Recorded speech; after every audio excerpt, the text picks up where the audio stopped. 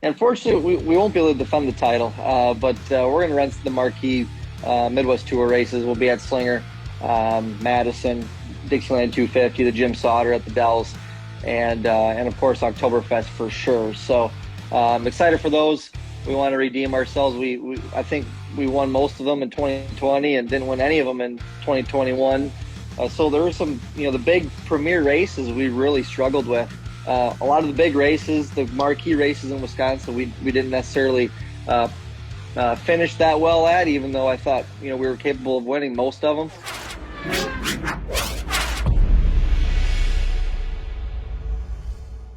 Welcome to Midwest Tour Talk. I'm Jim Tretow Dean Strom.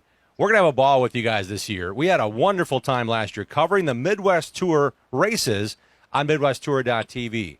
What we want to give you is more insight, more knowledge, and maybe some time to talk to the drivers. We don't get a chance because we're racing on Sundays and Saturdays across the state of Wisconsin, Illinois, and Iowa. So we want to make sure you get a little bit more in tune with what's going on while you subscribe here to MidwestTour.tv, and tell your friends to subscribe as well. We are jazzed. The 2022 season is here, and there's a race that's been added to the schedule this year. 11 races make up the 2022 calendar, and at Slinger Super Speedway to start the season on Sunday, April 24th, and then there's a $15,000 to win. May 1st, Joe Shear Classic that features the stars and cars of the ARCA Midwest Tour. Dean, I can't tell you how jazzed I am because last year... And that's going to be at Madison International Speedway. Yeah, last year was amazing. That's where we started the year last year. We saw it start with Rich Bickle, now retired. That's where we started MidwestTour.tv. Yeah, it was something special. We really, throughout the year, got to follow the stories, follow the stars of the series. And what I like most about it is we're covering short track racing. We're talking short track racing, long events, tire management, getting things right on pit road, and not having a lot of track time.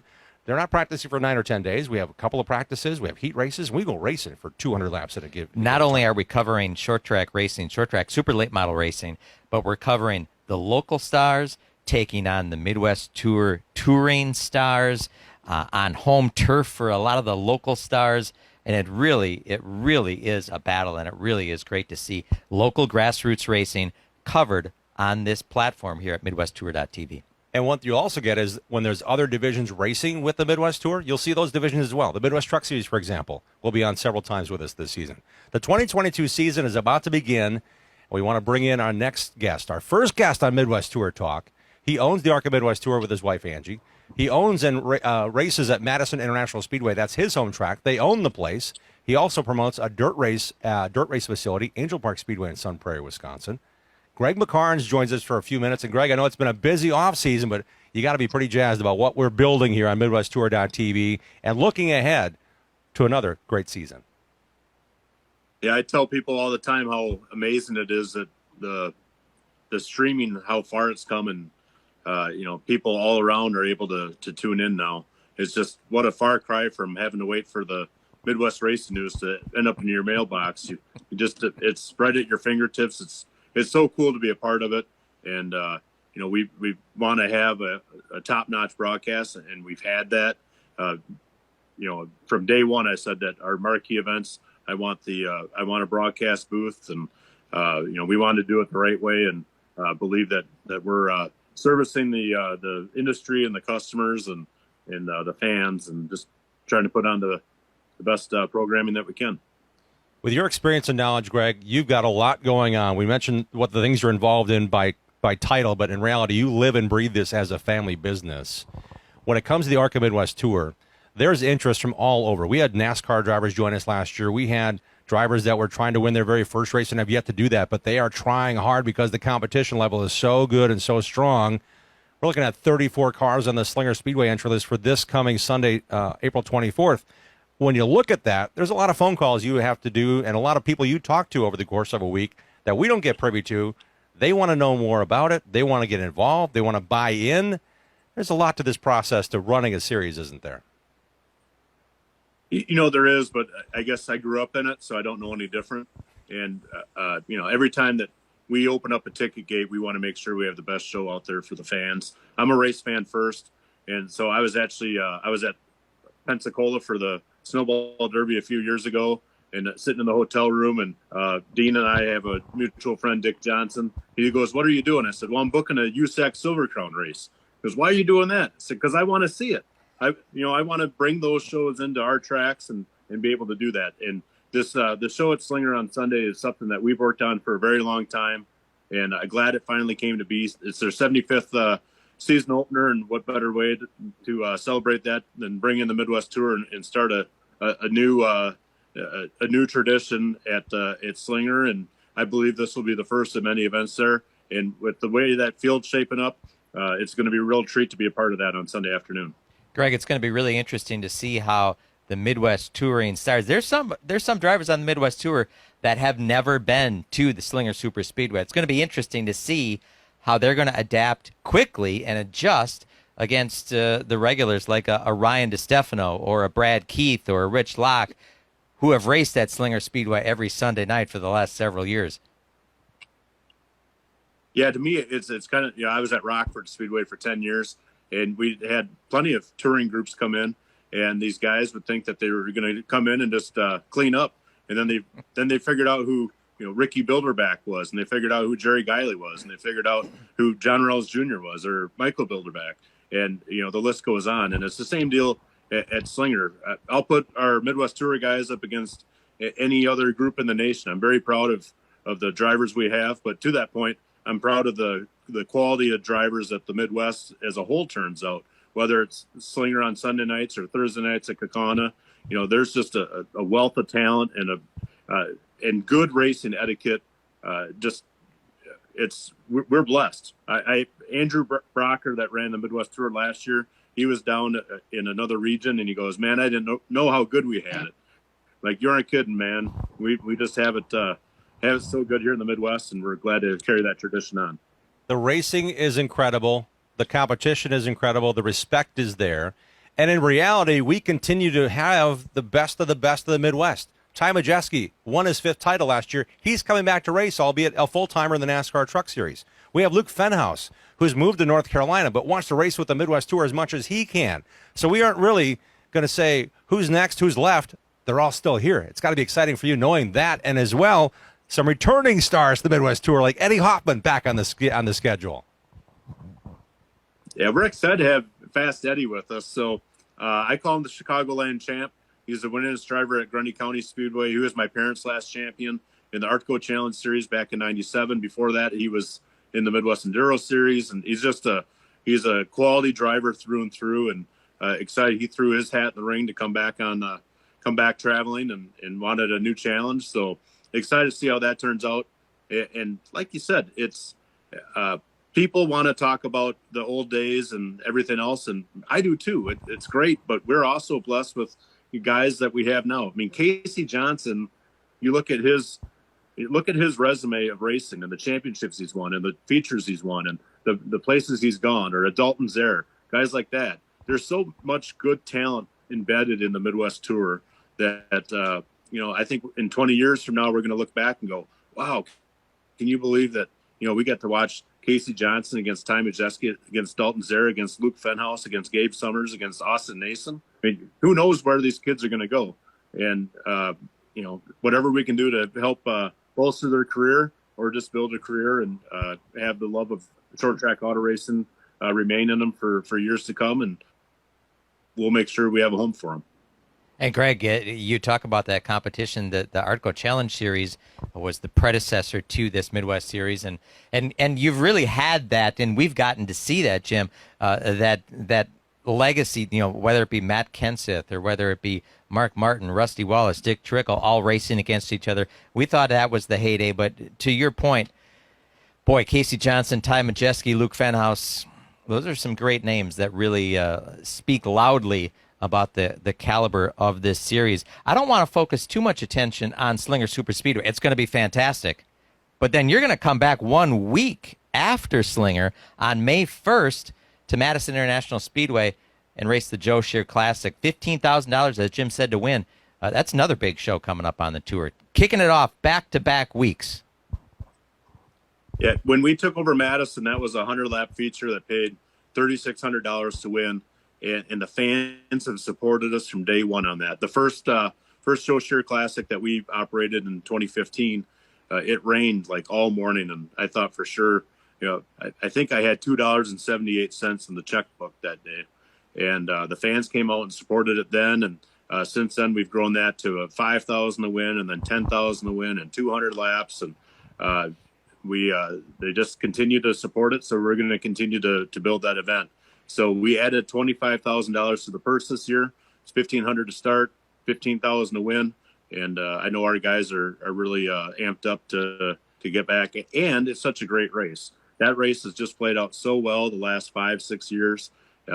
It's a fan favorite. It's one of my favorites, and I'm just fortunate that we play a small part in it. The drivers do the job on the track, and with the fans supporting it, the rest kind of takes care of itself. And Jim, we saw that last year. Oh yes. You're going to have a special. Do you remember guest. that there's this guy? This guy's racing. This is Matt Kenseth's bobblehead they gave away after celebrating his last Cup win at Phoenix, and he's racing back in Wisconsin on May 1st. Thanks for letting me tell the story about that with this bobblehead. But it's exciting to know Matt Kenseth wants to race back at his home track where he won a championship. That's all part of Sunday, May 1st coverage. That was a neat day, and Gregg McKarns that was a neat day for Gregg McKarns because they reached out and said Matt wanted to come run the Joe Shear Classic, and Joe played such an important role in Matt's young career. And Matt's license plate on the motorhome used to say Artgo 8, and he actually won at 19 years old at Lacrosse. And I just found the picture of my dad and Chuck Deary and Victor Lane with Matt at Lacrosse. So by that win, he became the youngest winner in Artco history, outing Mark. And it's just it's great to have Matt back, and we're glad to have him back. And I hope that my Midwest Tour guys stick it to him on Sunday, May 1st. And Matt Kenseth is not coming just to sign autographs and eat hot dogs with the fans. He's racing a brand new car that Pathfinder's putting together.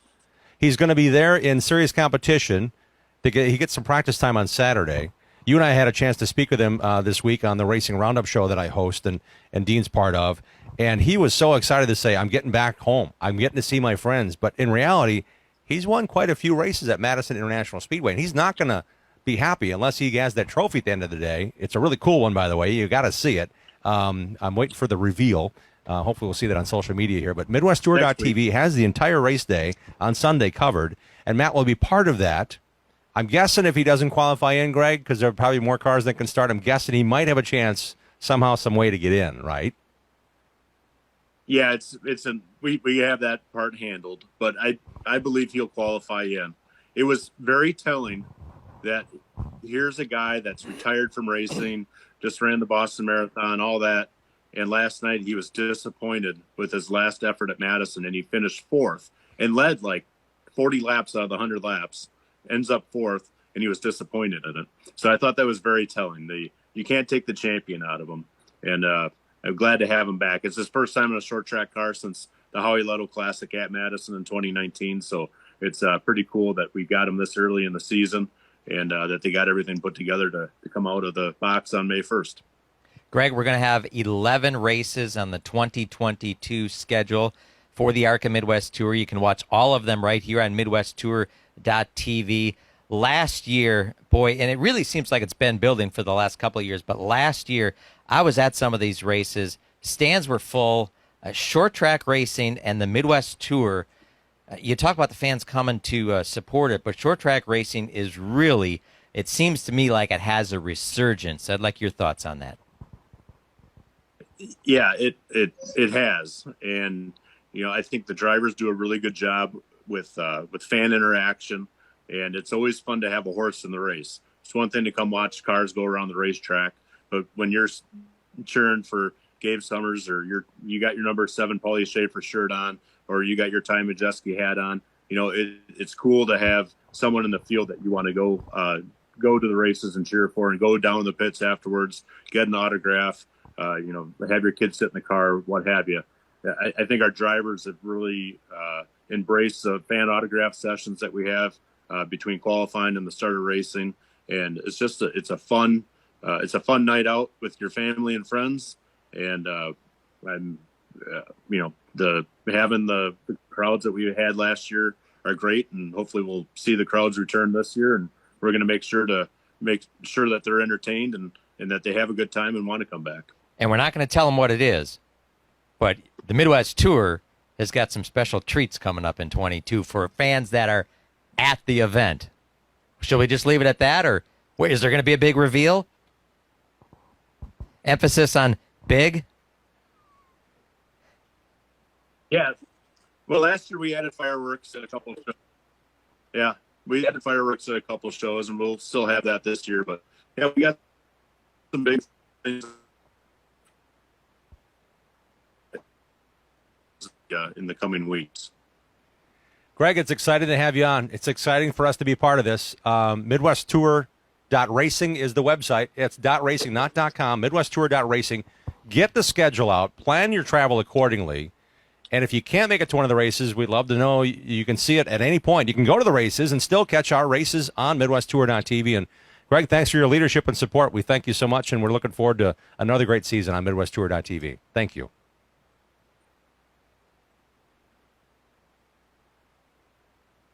All right, that's Gregg McKarns joining us, and I know that we have a lot to discuss, a lot to talk about.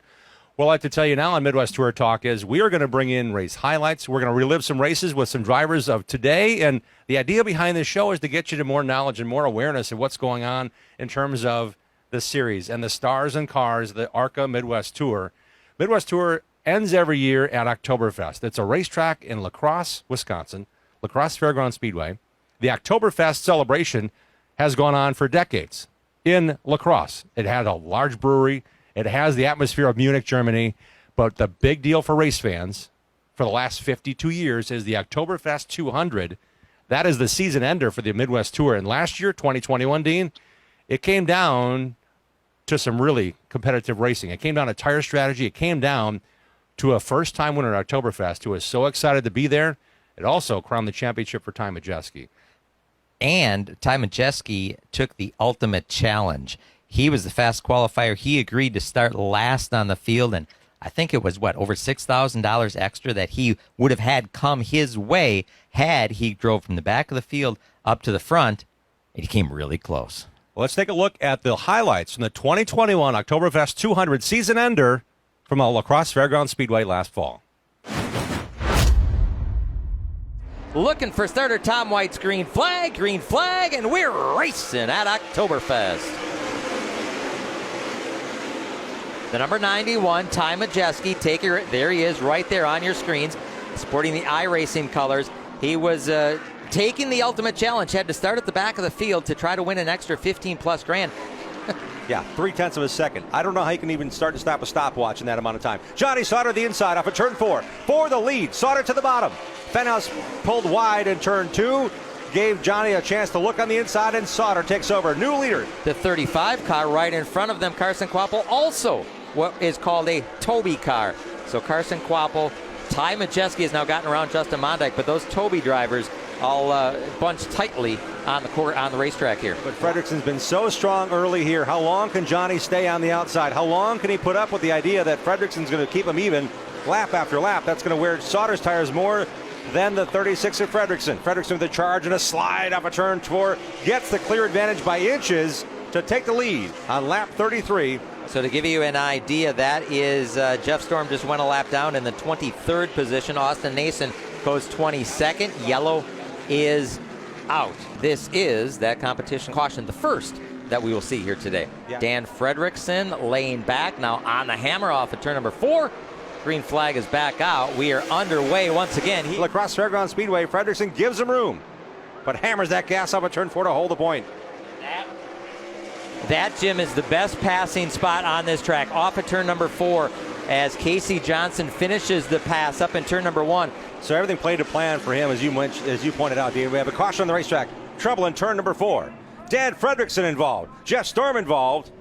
Heavy damage on Fredrickson's number 36. Back to green flag. Johnny Sauter leading on the restart, or is it Ty Majeski at the line? Sauter on the jump. Majeski raced him even. The line they came. Did Sauter lead the lap or did Majeski? Majeski started 30th. Here is Ty Majeski. That is one of the drivers that did not pit, and he just got passed by Gabe Summers and Rich Bickle on the front straightaway. So Ty Majeski has his hands full in that 91 machine. It's not going to play well right now up the back straightaway, and Casey Johnson closes in on the rear bumper of the 91. Majeski is sideways. Oh, my. Majeski hangs on. Casey Johnson goes by. He has got a handful, does Ty Majeski, and that incredible bank, number 91. As the yellow flies, and unofficially it looks like Ty Majeski is that first car not on the lead lap. Along with other part-timer Travis Sutter is outside on the restart.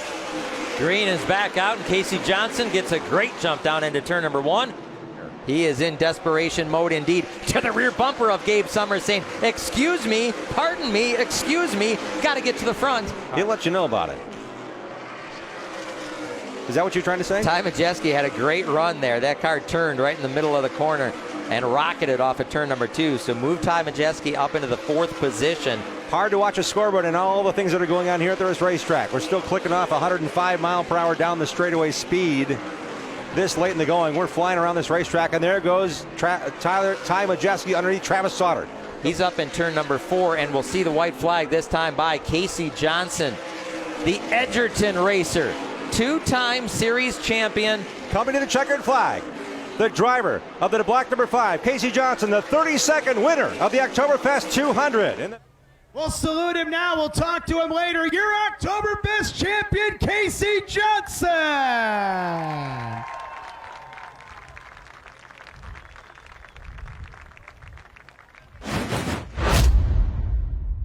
That was a look at last year's season finale, the Oktoberfest 200 at La Crosse Fairgrounds Speedway. It's back on the schedule this year. Go to MidwestTour.racing, the website of the series. We're so glad you're here with us on MidwestTour.tv. And Gregg McKarns locked in. As we're watching the highlights, he's like, wait a minute. Wait, time out, he said. Yeah. It wasn't a $6,000 bonus that Ty Majeski had if he could start at the back and win. It was a $15,100 bonus that was up for grabs on top of the winnings. So Ty Majeski, the fast qualifier for that Oktoberfest 200, elected to start at the back. In excess of $15,000 extra would have gone into his pocket had he gone to victory lane. We saw there on the highlights he came up just a little bit short. And we want to bring in race footage. We want to bring in the stars of the series. We want to talk to the race winners on Midwest Tour Talk here on this program. So we hope you're enjoying what we have as our first program goes forward. We need to start 2022 with talking to the 2021 champ, right? Let's bring in, from his home in Ohio, Ty Majeski. Ty, thanks for joining us here on Midwest Tour Talk. Always a pleasure. Thanks for having me. Let's talk about that Oktoberfest race. I know you love that racetrack. I know you've won there. You've had a ton of fans in the stands, being a Wisconsin guy saying, I need to go for this championship. The championship was close to being done before the race started, but take us through how that race played out for you. You almost lapped down because of tire strategy at one point.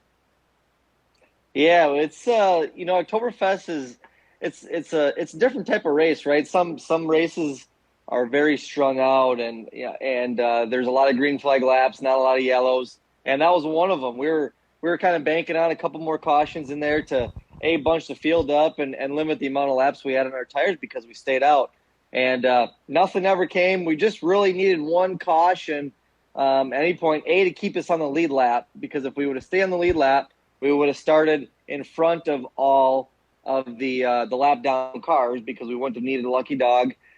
Or a caution as that 50-lap run to the end went to bunch up the field. I think we would have had a shot at Casey there. But sometimes you lose them that way and you win them that way. It was just one of those. It was amazing to watch, though, how you did that. Amazing to come through as you did. Ty, was there ever any question amongst you and your team that you were going to take the ultimate challenge and start at the back? Well, it's kind of a funny story. So I like to, ask Gregg. I shot him a text before, and he's like, "Yeah, it's around $3,000." And I had a number in my mind that I was going to take. I said, "Gregg, you got to get it to at least 5. You got to double it. If you do it, if you get 5, he's like, I'm on the phone. I'm working on it. And I had no idea it was that high when he first said it to me, or when Eric announced it. It was obviously a no-brainer. I mean, for that kind of money. And to put on a show for the fans. At the end of the day, that's what it's all about. It was very disappointing that we came up short, but hopefully everyone enjoyed the show. Yeah, I think the method went, Eric said the number, and before he turned the mic to you, I heard you say, "Done, I'm taking the challenge." The mic wasn't even near your nose at the time. It became the championship. I didn't have to think about that one. It was a crowning moment for you in your 5th championship, knowing how hard you've worked. You moved to Ohio at the beginning of 2021 to work with Thor Sport Racing in their NASCAR Truck Series team. That was your primary focus and goal in racing there. But you also had a chance to look at the Midwest Tour schedule of 2021 and say, you know what, I can make most of these or not, if not all of these. That was exciting for us fans to watch you win that 5th title. How hard was that, balancing all you had to do to then race with Toby on Midwest Tour races and win that 5th championship? Well, of course, Toby and everyone on the late model team knows that my priority was on the truck side with Thor Sport Racing. I was working each and every day in the shop, and only had 4 truck races, so it really had a lot of opportunity to go and run late model races. And it just so happened that we were able to make all of them. We didn't necessarily start, as if we were running after the championship, and it just kind of played out that way. You didn't win every race, and I'll let Dean talk eventually because I got a lot of questions for you. Really, I do. You didn't win every race, and that the lacrosse example, and when you brought out that new car and played around it early in the season, I mean, you guys were feeling things out. It wasn't a gimme. It wasn't an automatic, it ties back in. I don't know who else is going to run for the championship. Luke Penhouse gave you a run. There's a lot of young talent in this series, and then you bring in those NASCAR drivers that would show up on occasion. Take us through how that progressed for you. It wasn't just a stamp. You guys were developing something now called the Toby car chassis in the process of winning that championship. Yeah, there's a lot of moving parts last season. We had some bad luck, in some of the big races. The Dells, Luke and I actually got together at the Dells racing for the lead. Thought we had a car really capable of winning, and ended up, I think, with an 11th place finish. And we fell out of the Dixieland with a flat tire. So there were some, the big premier races we really struggled with. Of course, Slinger National is not a part of the Midwest Tour. We got some damage from a lap car incident. So a lot of the big races, the marquee races in Wisconsin, we didn't necessarily finish that well at, even though I thought we were capable of winning most of them. That's just how it plays out. And we were able to go to the Midwest Tour races and run well at Jefferson and Hawkeye Downs or Milwaukee. So it was fun to go back on the tour and go to a lot of those racetracks where I sort of cut my teeth originally racing in the Midwest Tour. Ty, you talk about the Slinger Speedway, the Slinger Nationals. The first schedule, or the first, I should say, event on the schedule for 2022 was a late addition, and it's a Slinger Super Speedway. What was your thoughts? What was your reaction when you saw that Slinger was added to the ARCA Midwest Tour schedule? Well, you take a great series like the Midwest Tour, combine it with such a great local short track that runs super late models weekly with Slinger Super Speedway is obviously a great combination. You're going to get those local guys, right? You're going to get the pull from the local drivers and as well from the touring stars. So Slinger's, one of the most famous short tracks, I would say, in Wisconsin, just because of the Slinger Nationals and the history there and all the big names that have raced there and won that race. It's cool to combine a great series with a great racetrack with a lot of history. Excited to be a part of the first one. And you are going to be racing at Slinger Super Speedway with the Midwest Tour this Sunday. I'm excited for that. Can you tell us about any more races you might make this year in 2022 to defend your title or race as much as you can? Unfortunately, we won't be able to defend the title, but we're going to run the marquee Midwest Tour races. We'll be at Slinger, Madison, Dixieland 250, the Jim Sauter at the Dells, and of course Oktoberfest for sure. So excited for those. We want to redeem ourselves. I think we won most of them in 2020 and didn't win any of them in 2021. So hopefully we can come back and win a couple of them. Ty, you're one of the most skilled drivers I have come across, not just because of what you do as an engineering mind and how you can build shocks, but I look back at just since 2014, winning 5 championships now in this series. I came across a photo at Daytona. I get the chance to be the public address guy for the Rolex 24. And your first road course race was the 4-hour endurance challenge, and you podiumed with Cole Custer and Scott Maxwell. Your first dirt race ever in the NASCAR Truck Series was just last weekend at Bristol, Tennessee, and you had a shot to win that race. How do you get that comfort in your outside your comfort zone of what we expect to see as a strong short track racer? Just lean on all your tools, right? Technology has come so far in the simulation world, and watching in-car video. And if you just put the time in and prepare yourself for all these different situations, when you meet those situations in real life, you can adapt quicker. And to me, I'm a numbers guy. It's all about shortening that learning curve and being situational and situational awareness and leaning on your teammates and the people around you. It's not just me. Trust me. It's there's a lot of work that gets put in. There's a lot of people around me that make my job a lot easier. How much did you have an input in what shocks were put on your truck and the winning truck of Ben Rhodes? Well, Joe Shear and I talk a lot. I don't want to take any credit for any of the shocks that we put on the truck, but Joe's a shock guy himself, and we go back and forth on what shocks and what package to bring each and every weekend. We've been working really closely together, but I don't want to take any credit for any of the shock stuff at Thorsport. We have a really good guy, Mike Budaselic. He's out of California. He comes in and does a great job in our shock department, and he builds them, and Joe and I pick which ones to run, and it's been working out well so far. Hanging out with Ty Majeski, you're on Midwest Tour Talk, and I have a lot more questions. I'm sorry, Dean, I got to ask this one, though. You mentioned Joe Shear. That's Joe Shear Jr., son of the driver who passed away in 2009, 2008, I believe it was. But he had such an impact on the Midwest, and Joe Shear's name is on the race at Madison. When it comes to what you said, the marquee events, now there's a Jim Sauter Classic. They're paying $15,000 to win. This is kind of what you aspired to really run and enjoy about short track racing. How much do you think that's a part of the growth and health of short tracks, knowing that there's now big money on the line and the competition has never been stronger? Well, racing in the Midwest has been really, really strong. There's people out there saying that super late model racing is struggling, and I just don't see it right now. I think it's really healthy. I think 2020, one positive that we can take out of the pandemic is that I feel like it sort of rejuvenated short track racing, specifically in Wisconsin. Ever since then, the stands have been packed. Car counts have been really as good as they've been since I've been racing, which 2012-ish time frame. Everything's been really strong. It's been healthy. Mckarns has been able to raise the purses for these races and pull in guys from down south to hopefully come up and battle the Midwest guys for the big money. So anytime you can raise the purse and it's going to drag people in. So we're excited for it. It's awesome that he's been able to be able to do that for us racers. It means a lot for us to go out and win marquee races. And when you get the purse up, it gets more notoriety. It's a snowball effect. So super excited for it this year. And Ty, we talked about Gregg McKarns just a few minutes ago with Gregg McKarns about that very topic, about how the crowds have really come back. Short track racing really is having kind of a resurgence, especially here in the Midwest and on the Midwest Tour. And, of course, you can catch all the action on the Midwest Tour here on MidwestTour.tv. You talk about Southern guys coming up north, whether it be a Bubba Pollard or a Casey Roderick. You've been known to go down there and take some of their money and some of their big trophies. Is there a rivalry at all between you guys, a friendly rivalry between you guys, Southern and Northern?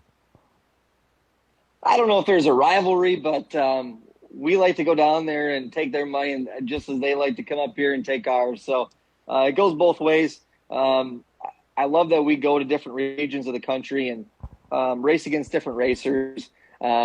Just makes yourself better, makes your team better, gives you a litmus test of where your program is at. That's why we like to go to the Rattler. It's really the first race that everyone is at. It's not as big as the Snowball Derby, but the guys who are competitive at the Snowball Derby are typically at the Rattler. So it's a good test to see kind of what you've done during the off season and what everybody else has done, and kind of get an evaluation of where your program is at. You've won the Rattler. How many times now? Is it 4 or 5?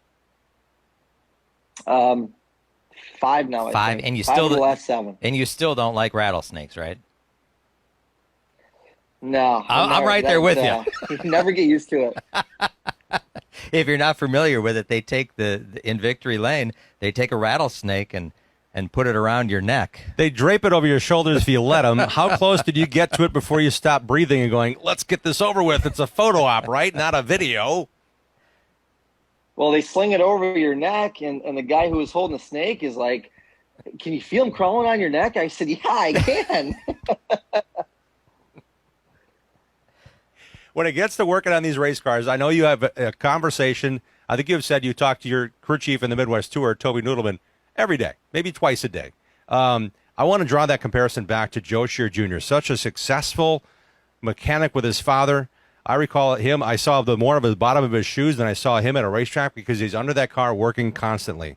That work ethic has gone through and through with Johnny Sauter at ThorSport, and now you get a chance to work with another Wisconsin crew chief that has a lot of wins and a championship in the Truck Series. How close is that relationship, or how comforting is it for you working with what ultimately is a guy that has a similar background to you and Toby here in the Midwest Tour? Yeah, I really didn't know Joe too much before last year. Obviously, I knew of him, but I really had no interactions with him up until the beginning of last year. And immediately we just hit it off right away. Of course, he's real close with Johnny. He's trying to get information out of me. So what do you do on your late models? So he's always bugging me for information. Of course, as we grew closer, it's just been a great relationship from the beginning. So I'm excited to have the opportunity to work with him. I feel like it's been going really well this year so far. We've had speed at just about every racetrack, every type of racetrack. So I've been learning a lot. There's learning curves for me. Going to some of these road courses and dirt tracks and tracks that I haven't seen yet, like Martinsville. So as I go to these places, hopefully again for the second time, we'll be able to hit the ground running and ensure to not have to deal with that learning curve. Little Joe, as we like to call him, Little Joe has an open invitation to come to the MidwestTour.tv booth. Joe can put on his analyst hat with us and be a fan watching you race. If he has time, he's welcome to join us. I want to get his perspective. He's been through a lot of things, but if he has no reason to show up at a racetrack, I'm guessing he doesn't want to show up. And he's not going to get in your way, but he could be a TV guy with us. Well, I've been pushing him. I said, Joe, you got to go to your dad's race. So I've been pushing him on it. Even our general manager over here, David Pepper, I've been getting him on. I said, Pepper, you got to get Joe to go to this race. Bring his wife and his kid up, and they can be a part of it. It'd be really neat. So I don't know if he's coming yet, but I've been pushing for it. Well, Ty, we appreciate you spending some time with us here on Midwest Tour Talk. We look forward to seeing you at least the first two races on the 2022 schedule, of course, at Slinger Speedway and then at Madison International Speedway. The race fans, we'd love to have them come back out to the racetracks, but if they can't, if they're not in the area or some other obligation steps in the way, they can watch all the action right here on MidwestTour.tv. And again, good luck this season. Good luck not only in the super late model ranks, but in the trucks. And again, thanks for spending some time with us. Yeah, appreciate it, guys. Thanks for having me. Thank you. Ty Majeski coming to Wisconsin as much as he can and his schedule allows. And fans, we got to cover you. Every Midwest Tour race is going to be on MidwestTour.tv this year. We're going to some great racetracks, some tracks that Ty Majeski loves. Matter of fact, he, after winning at the Milwaukee Mile last year, Ty then capped off the full cycle. Every racetrack he's raced at in Wisconsin, he's now a winner at. He won at Milwaukee last year. We're heading back on Father's Day for that big race. The schedule's on MidwestTour.racing. That's the website, MidwestTour.racing. For us, we get a chance to see the stars and cars every race. You won't miss a lap on MidwestTour.tv this year, and you can watch the re-air. So come out and join us at the racetrack. Say hi to us, interact with us, and we'd love to see you at one of our events upcoming. Midwest Tour Talk will carry on. We're going to have a lot of fun talking to different drivers. I want to maybe get in the Wayback Machine a little bit with some of these guys. Not the 2015, because that's still current day. Ty Majeski won that championship. We'll give away the details there. But the fun part of this is we want you involved. We want to interact with you.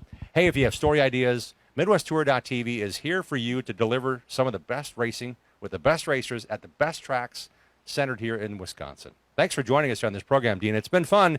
We're gearing up. Slinger Speedway, Sunday, April 24th, and then Sunday, May 1st, Madison International Speedway. Two big races back-to-back.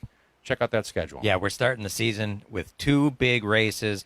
75th season at Slinger Speedway will open up with the ARCA Midwest Tour for the first time ever. The Miracle on the High Banks. It's going to be great. And then, of course, that high-dollar Joe Scheer Classic at Madison International Speedway. It's going to have to go a ways to top last year's Joe Scheer Classic. It was truly a classic. And, again, we'd love to have you at the racetrack. We'd love to have you interact with us. But if you can't do that, join us here on MidwestTour.tv. And we'll leave you with this episode with the 2022 schedule of the ARCA Midwest Tour. certainly things are going to happen, whether it be a start time delay or they added another division. Go to MidwestTour.racing for the schedule. But here's the schedule for you. MidwestTour.tv. Perhaps you want to take a couple of screenshots. Share with your friends. Please subscribe to MidwestTour.tv and enjoy the ride with us at some of the great racetracks and some of the great race drivers and personalities will bring you here at Midwest Tour Talk going forward. Thanks again for joining us. Dean Strom, Jim Tretow, and you. Let's all get involved. Let's have some fun at these short tracks. We'll see you there.